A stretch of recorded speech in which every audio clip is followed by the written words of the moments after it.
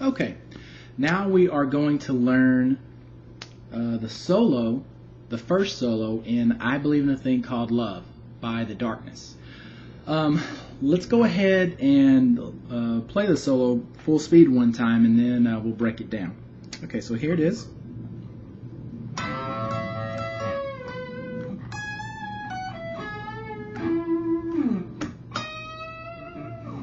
Okay, it's a short one, and the good thing about it, it's got a lot of classic rock riffs in there that you can use for other songs, or if you don't improvise your own solos, you'll already know how to do those little licks when you have to play them for other solos that you learn. So it's definitely a good short one to learn, and not too hard to master because of how short it is. So let's go ahead and get started. Now we're going to start off here. Remember, just so you know where you're at, this is the 12th fret with the double dots. Then our next dot is 15th, 17th, 19th, and 21st. We're pretty much going to stay around this area for the whole solo.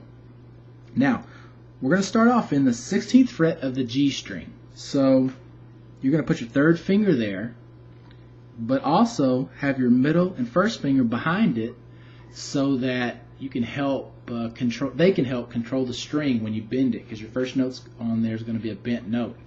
Also, I like to wrap my thumb around the top of the neck a little bit to help have something to push against when I bend my strings, like that. Now, the first note actually isn't going to be by itself. We're also, excuse me, going to be on the 17th fret of the B string. Okay? Now, that one doesn't get bent, so you're just going to put your pinky there in the 17th fret of the B string to play this note. Okay? But we don't bend the note. We only bend the G string. So now I've got 16 on the G, 17 on the B. I'm going to play those both together, and I'm going to bend the G. Okay? Now, once I get to the top, I have to hold it there, and then I have to play the B again. So B string, that note, then the G string, then the B again, then the G again and bring it down, and then play it one more time, and the 16th fret on the G. So all that together was like this. Both of them together, then B, G, B, G, G. Vibrato it at the end. Okay? Now, let's look at that fast one time. Okay? Now, for our next part of the solo, we're going to stay in this fret, but I'm going to go down to the E string. What we do on the E string here, 16th fret, is we're going to play this note, but we're going to bend it in an unusual way. It's not going to be a smooth bend like normal when you bend notes. It's not going to be.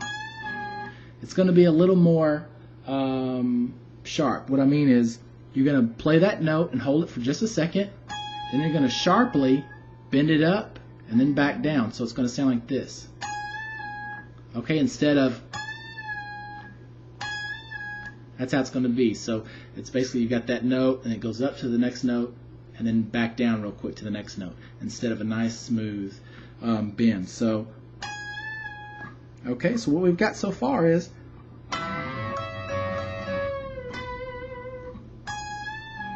okay, now after that note, you're going to lift these two fingers up and play the 14th fret on the E string. Okay, then 17th fret on the B string with your third finger. Then your first finger is free to play 13th fret on the G string, and you're going to put a half step bend on that one, so it's just going to sound like this note. Okay? Okay, so you don't bend it real high, just a little bit. Okay, so far we've got this.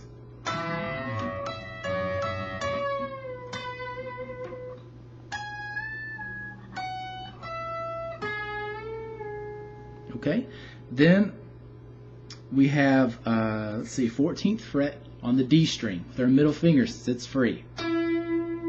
You don't want to try to use your first because it's busy playing this one. You don't have to pick it up and put it down, so you just use the very next finger that's free. Okay?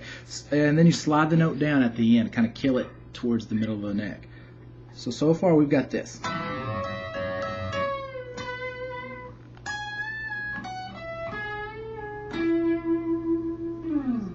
Okay? Now, very last note is a tricky one. It's going to be on the B string in the 16th fret. I'm going to use our third finger there, but to actually play the note. But these two are lined up in the 15th and the 14th fret on the same string, B string. And what we have to do here is play this note and hold it for a second, and then slowly bend it up and vibrato it at the top.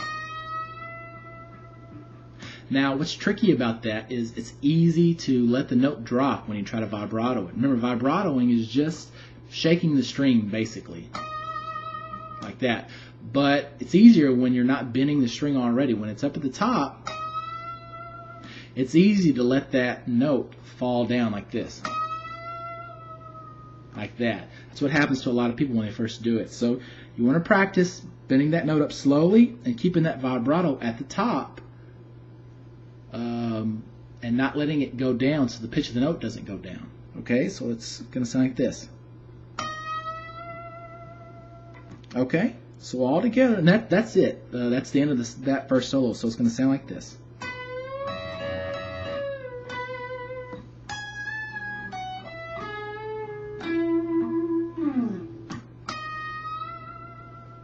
Okay, one more time.